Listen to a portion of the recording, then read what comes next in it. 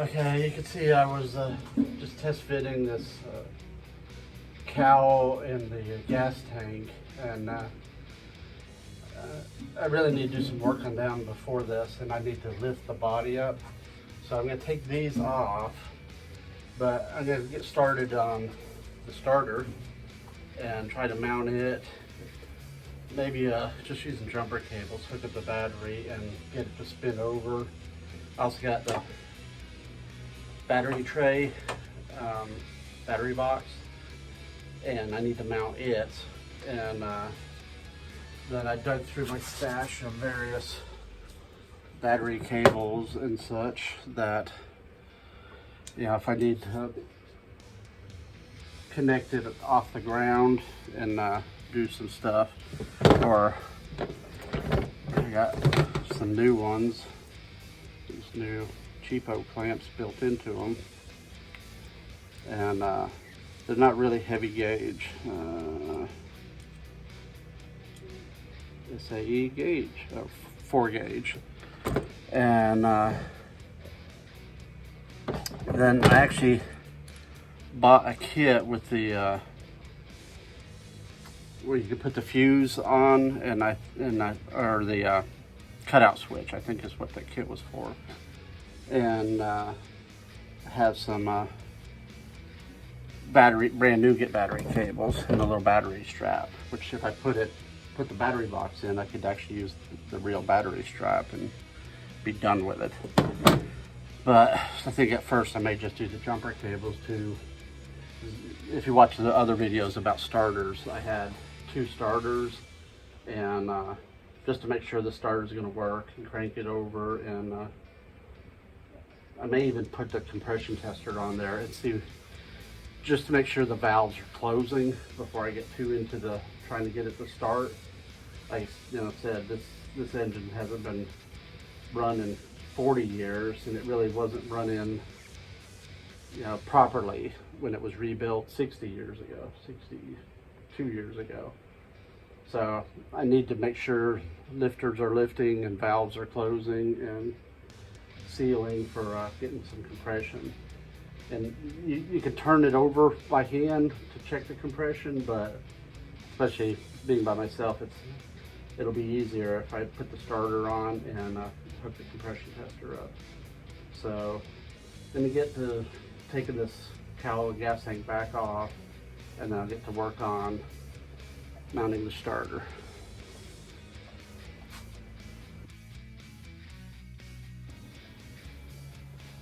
Got my visitor in here with me today, so I just, hey girl, oh, you want a belly rub? You need a belly rub? You need a belly rub? Oh yeah, yes, good girl. You helping me today? All right, I gotta get back to it, get some work done.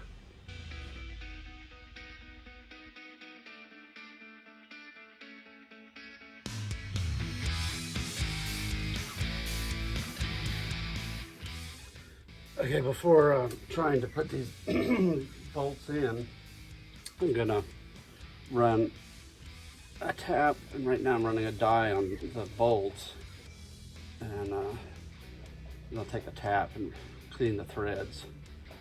The starter's been off for quite some time, and I want them to go in easily and make good contact.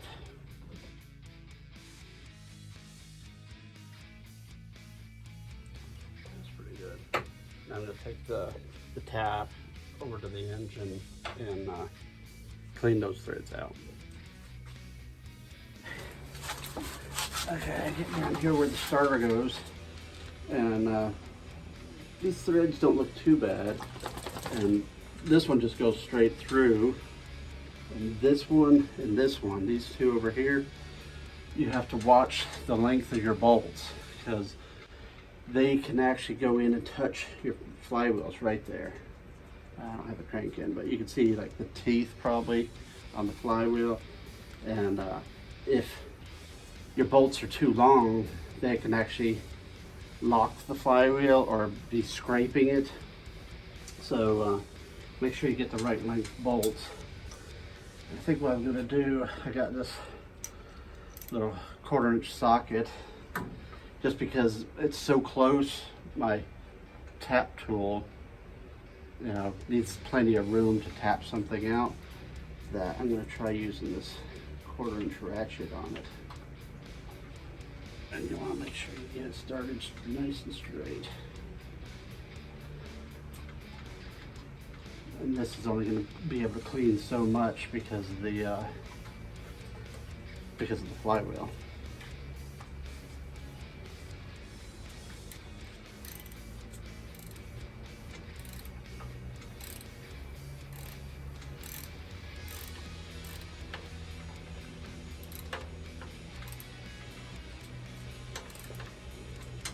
Hey Daisy, you want to help me? You want to help me? You want to help me?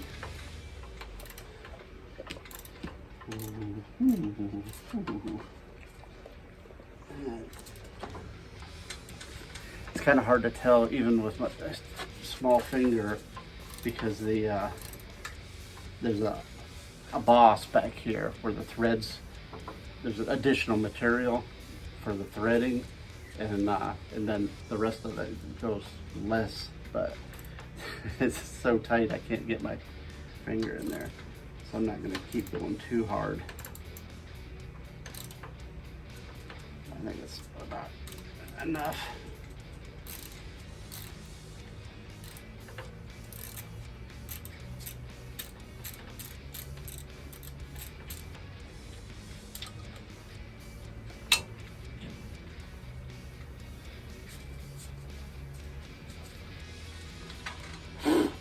Yeah, like I said, I cleaned the threads out, so that worked good. You know, you don't want to keep trying to push it through and strip the threads completely out if you really start cranking on it and it's hitting the flywheel. This bolt here, you would actually be hitting the teeth. This one here, it would go dead right against the flywheel, and probably would. The bolt was long enough and you tightened it hard enough, it would lock the engine down. So if you change your starter and it doesn't work, so make sure. If somebody may have put a longer bolt up here, which doesn't matter, but these two here, and definitely this one, has to be, I think they're about a 1" bolt. You know, up here it goes straight through and it would just be showing threads, so it wouldn't really matter. This one, I would be able to see the tap coming out.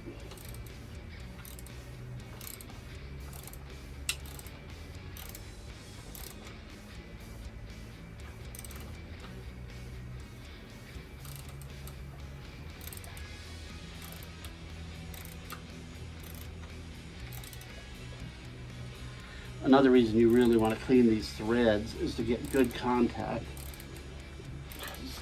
You could have problems with not having a good ground. You know, all this has to be metal to metal. You know, I painted this surface right here, so I'm going to have to watch for getting a good ground return to the battery. The other thing that you could do would be mount an additional or a ground strap right here, because the most amperage that is going to run on this whole car is that starter motor. Lights, original lights, are probably the second. If you're running LEDs, you know, they're not much, and then the horn and generator going, you know, power going the other way. But the maximum load is going to be off of this starter. So the closer you get your straps to the starter, even your ground, your positive ground, or your if you're going negative ground. Let's see.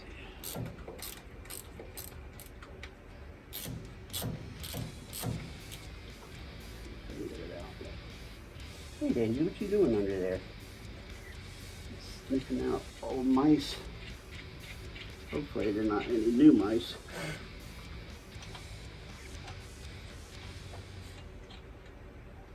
My wife wouldn't like having any mice in here from the seats.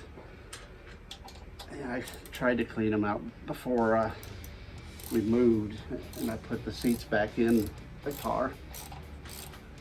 So I tried to clean them up a little bit and air them out and make sure no critters came with us.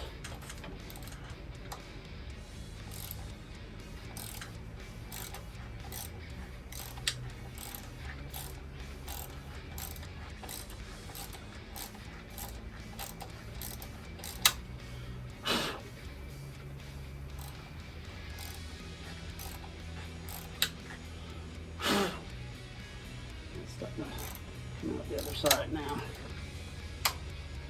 And my cheapo ratchet's gonna give out on me.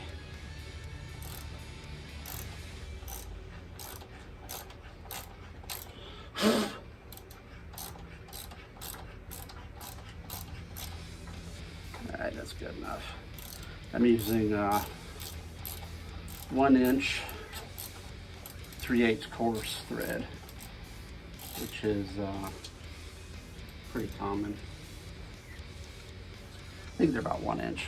I'd have to measure them, measure the flange on the starter.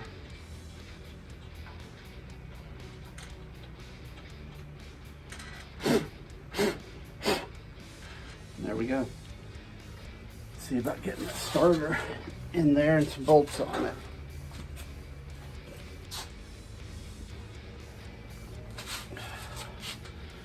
Okay, gonna try to mount this starter. This is the original one that came with this engine and it had the Bendix on it. In my other video, I bench tested this and another one that was in a box. And the other one actually spun a little bit nicer. And I opened them up, oiled them up a little bit and got them working. Got the Bendix gear here and helix really smooth. So, and I got my 3 bolts, and you can see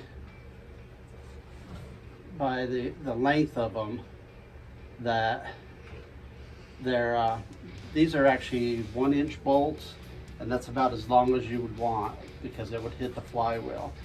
You could probably get away with a little bit less than 1 inch, you know, whether you get a 5/8 or 3/4 or something like that. But because I'm gonna put a lock washer on it also, and let's see if we can get this in there. And this Model A starter is a little bit different, where it's not pushing towards the flywheel. It comes out and engages the flywheel, and then it spins it back away from it. So get it down in there. Now, see if I can get the oil fill out of there.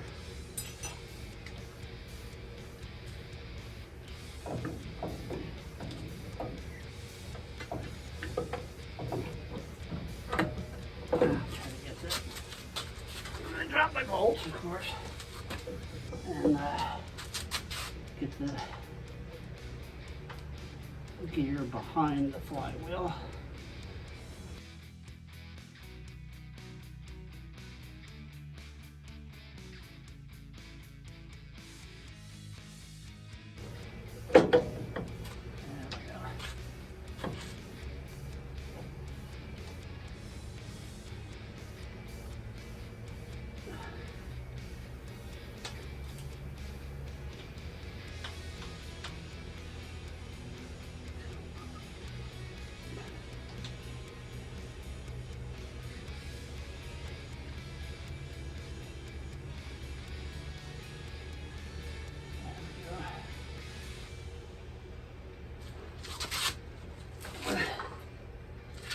there's like a little shoulder that you have to get the starter in there and make contact.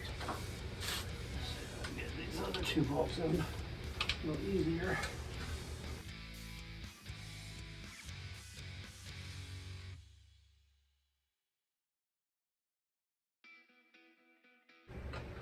So these are 9/16 bolt heads.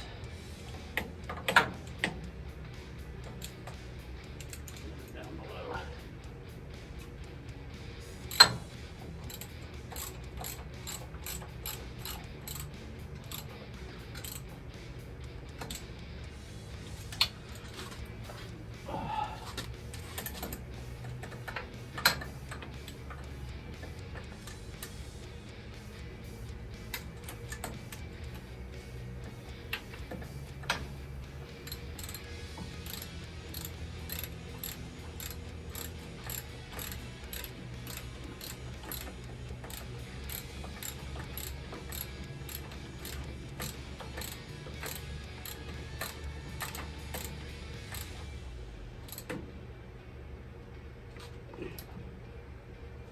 Torqued. There we go.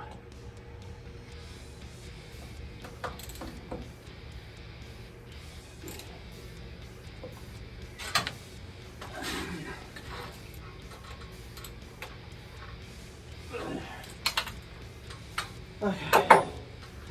So now we do mount the starter switch on top here. I could actually just touch the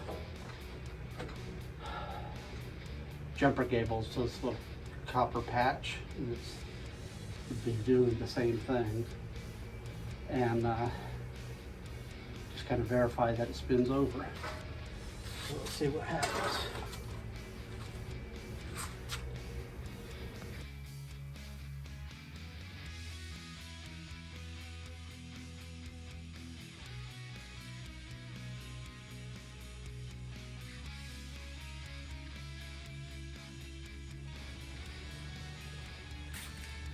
Okay, I got some temporary battery cables hooked up. Positive going to ground. These are fairly decent older cables. And we'll just see what happens here.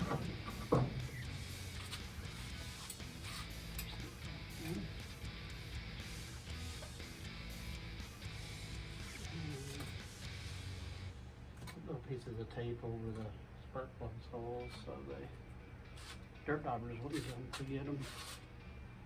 So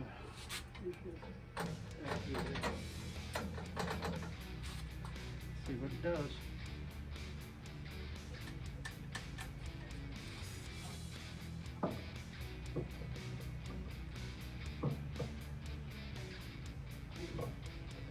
Try two.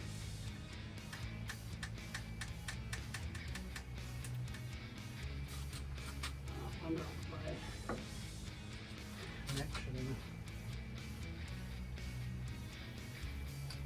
ground is not good. Grab some jumper cables.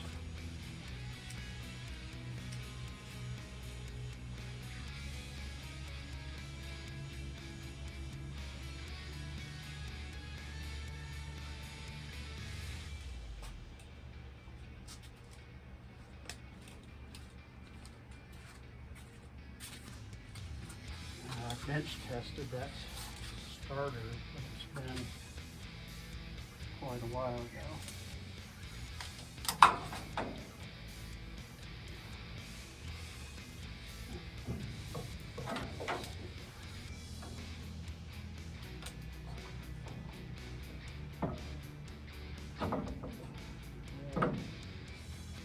Ground.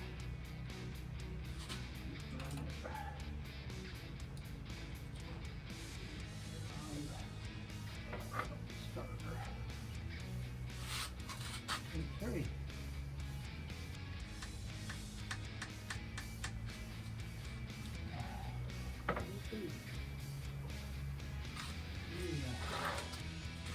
That's the battery.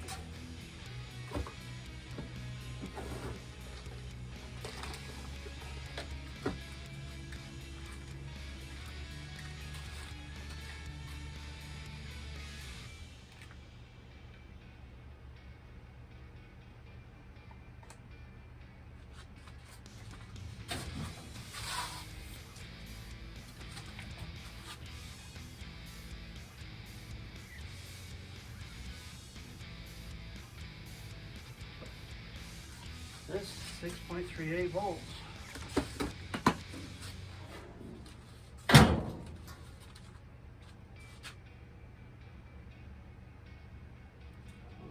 Try the other. Maybe these cables are crap. Take 4.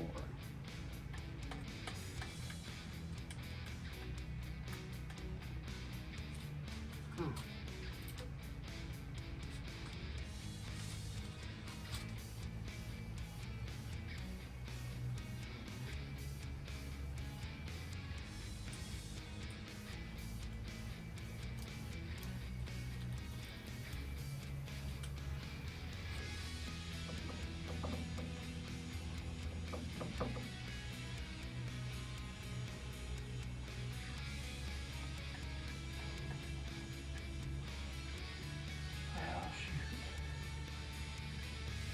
I should have tested the starter before I stuck it in there.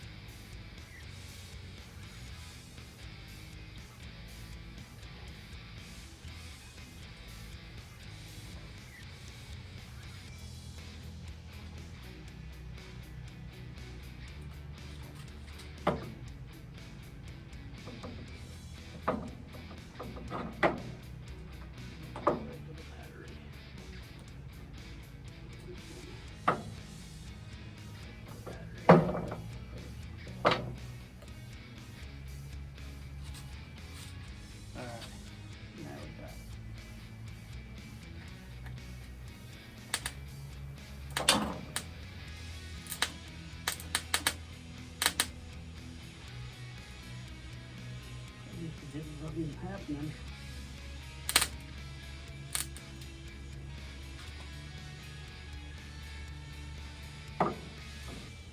So those cables are probably junk. And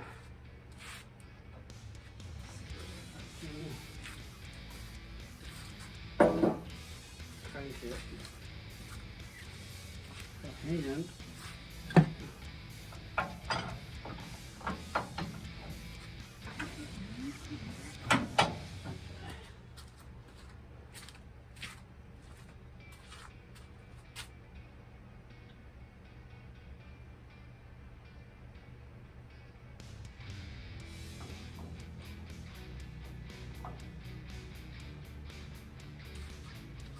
try again.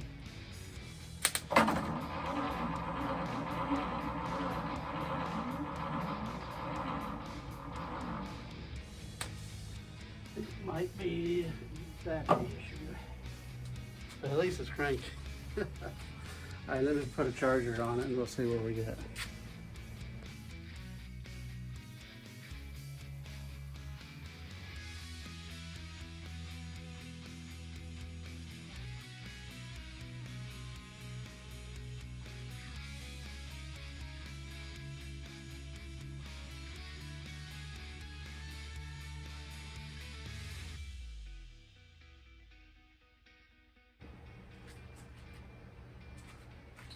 If you can see the crank turning over, it turned it over really slow.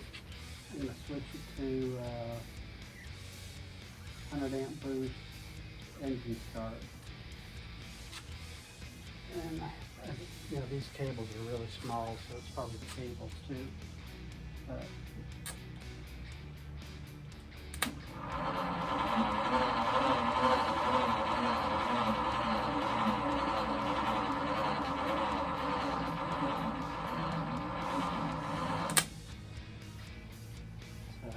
she turned it over, just really slow. And this, you know, the battery may not be good, cables are, I don't even know what gauge these are, probably 8 or 10 even. And you know, they're just economy jumper cables, like they are my wife's car. And this thing obviously is trying to draw a lot of amperage, and 6 volts. draw a lot more amperage too, so you need a heavier duty cables. So now that's one of the reasons I switched over to 12 volts, or even in the military they go to 24 volts. So I'm going to leave this on the charger and let it charge up some, leave the engine alone, and the starter cables, let them cool down. And I think I'm going to try to get the battery box mounted.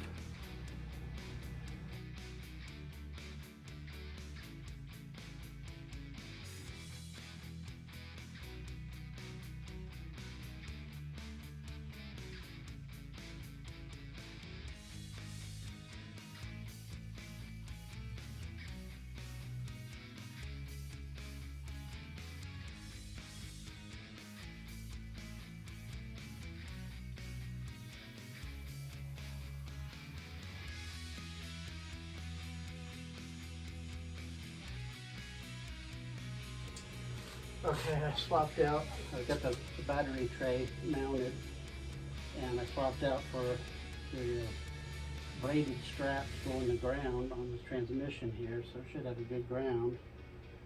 And right now I'm still charging the battery, and it's on a 30 amp boost. So let's see what it does with this. Cranking over now.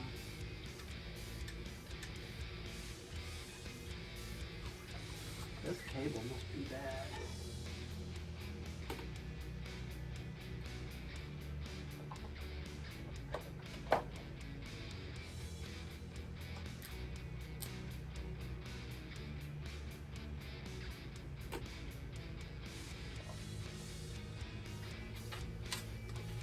Take the cable apart and maybe swap with a different cable.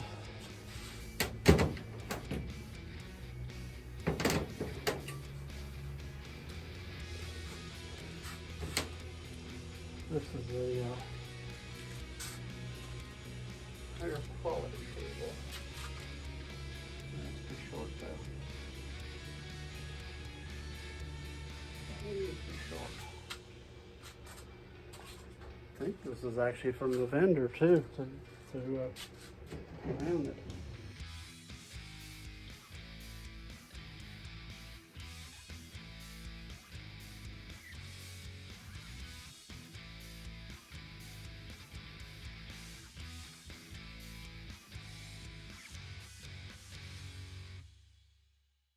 All right, let's see, what that Ortsky says? Fire in the hole.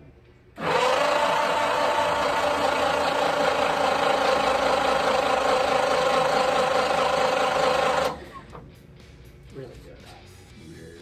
Really good.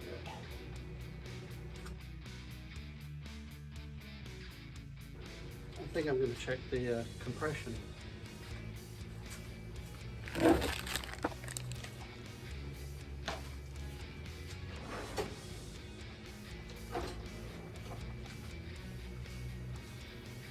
I got two different compression gauges. This is probably about a 50-year-old one, but of course it didn't fit. So I've got a spark plug adapter. These are made to where you can install modern spark plugs in a Model A if you need to.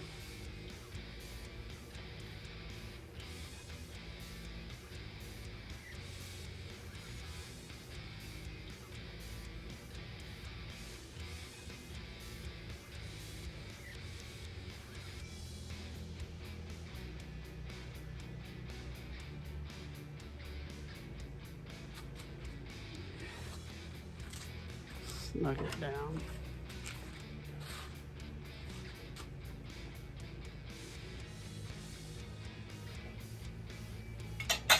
Alright. Showing 0 right now.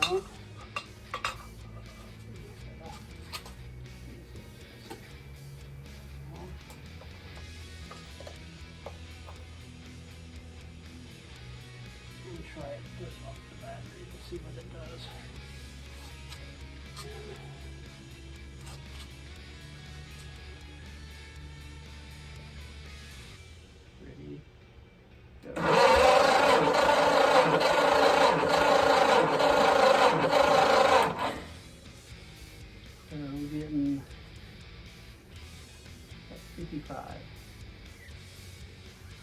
But that is in bars and all this other stuff, but it's 55 psi.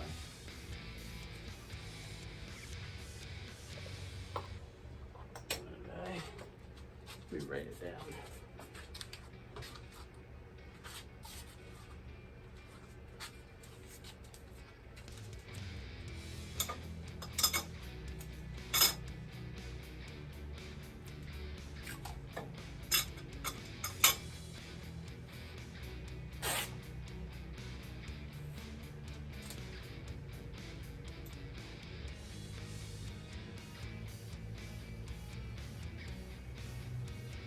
Alright, let's try the 2. You can actually hear it when it hits the cylinder with compression.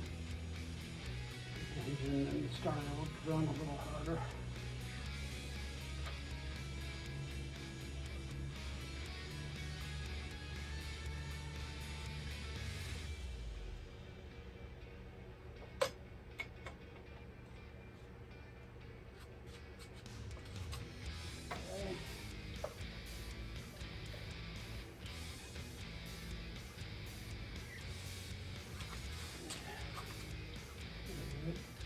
Better it, tater chip. That's what I used to say. That'll work.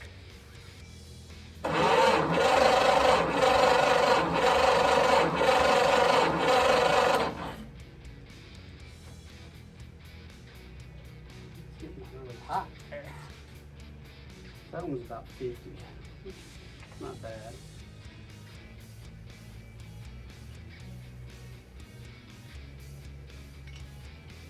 And they may get better as it runs in. Like I said, I just want to check to see if the valves are actually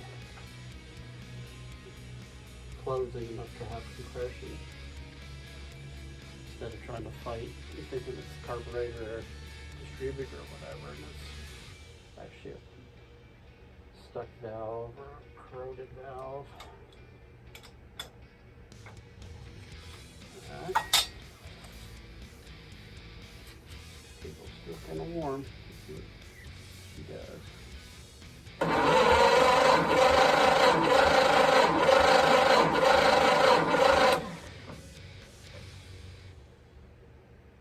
Right at 50 on that one too.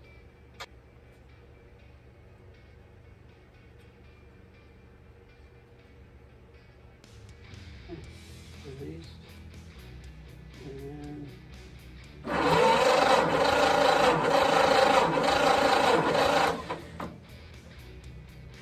that one's just a hair over 50. 52 or so.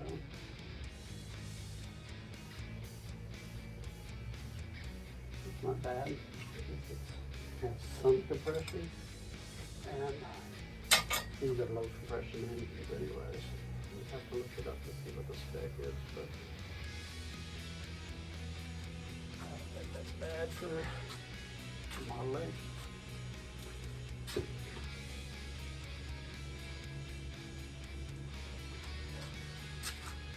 I'm just curious what this other tester will show. Like I said, that compression tester is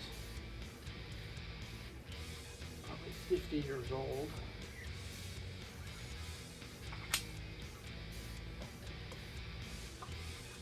Alright, let's see what this one does.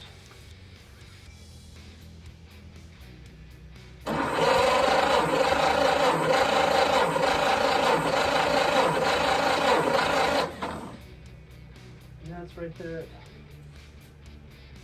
50, yeah, just a shade over 50. Yeah, which I'd say 52, so I guess now I gotta figure out my next step, and may need to just go ahead and put the starter switch on instead of doing this, and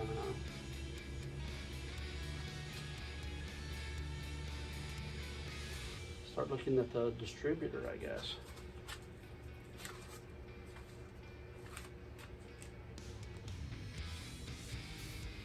So I've made a little bit of progress. I mounted the starter switch and got it mounted, and I also went ahead and put the fuse that you can buy to protect the rest of the body from it.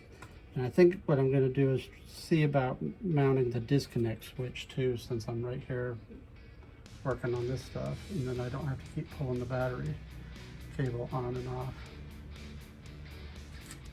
I gotta figure out where I'm going to mount it.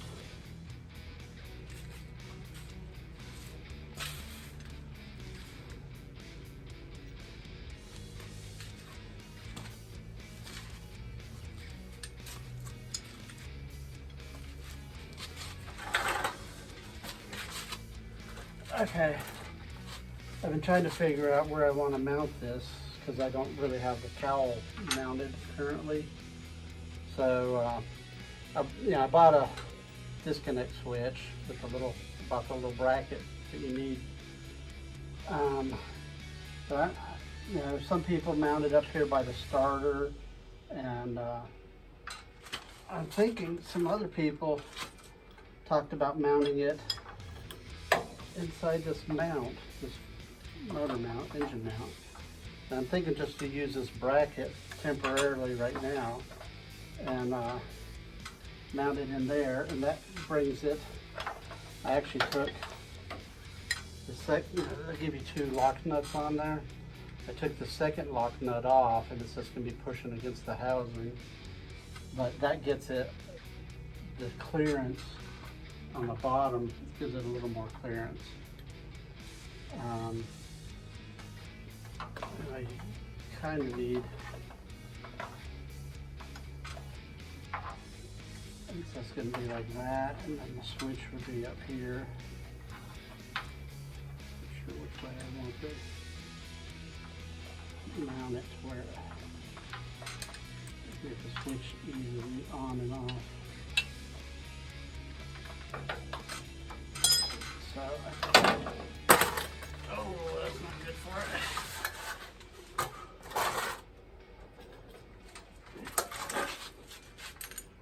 I think that's what I'm going to do, is just mount it in the engine mount, and that keeps it out of the way.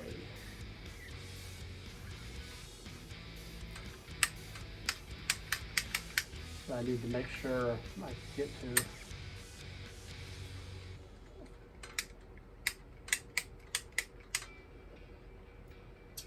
let me get to it.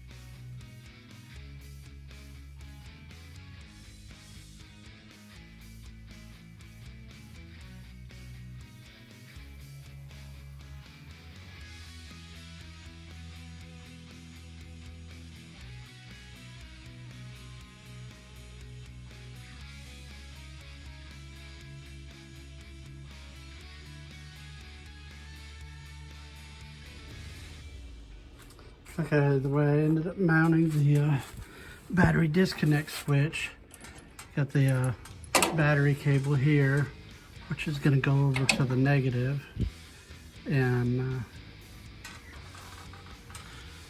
actually, so the negative and the positive is going to be on the ground. So, as you see, right now my brakes are not connected. But you can see I mounted it through this hole in the motor mount. And see if I can get a picture under here. See that it has clearance. Run my fingers past this bolt here. I kind of turned it a little bit to get it away from the motor mount right there, and then I have it set to where if I pull it this way is on and that's off. And I labeled it so that if I forget later on, I can just look at it.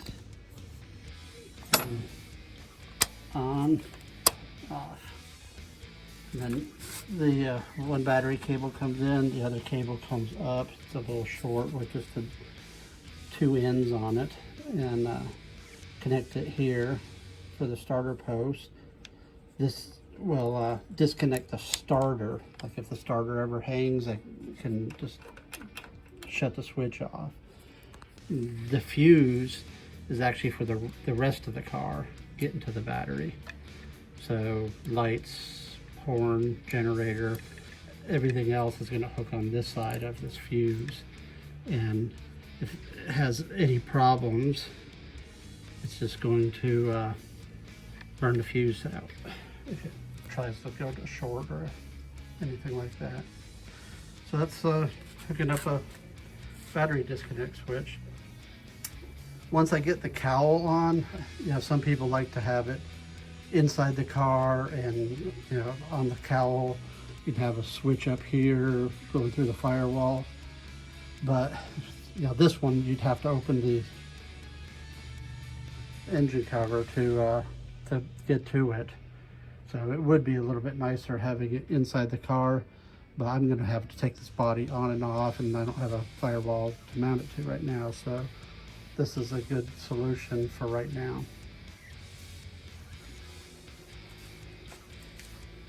Okay, I've got the battery disconnect switch on. Battery's connected, battery connected. Got the fusible link, which is going to go to the ignition, everything else, lights, horn, everything. Right now it's not doing anything, but I went ahead and mounted the fuse, and I mounted the starter switch.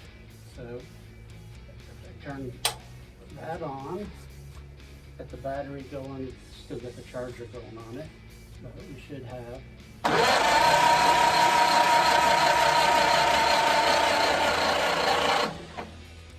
so she cranks over pretty good. And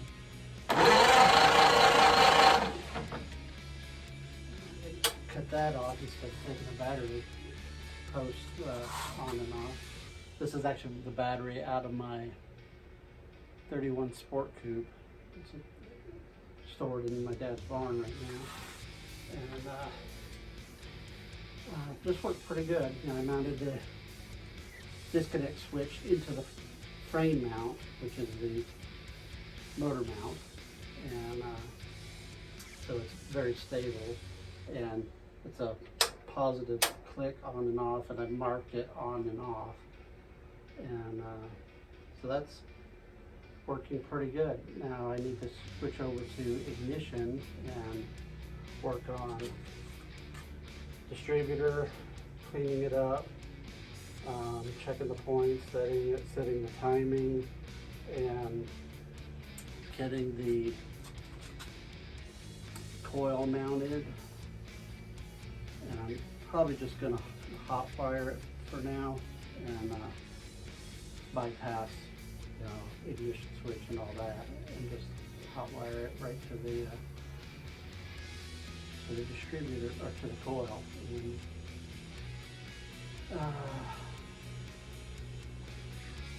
so still got to work on a lot before it's going to start.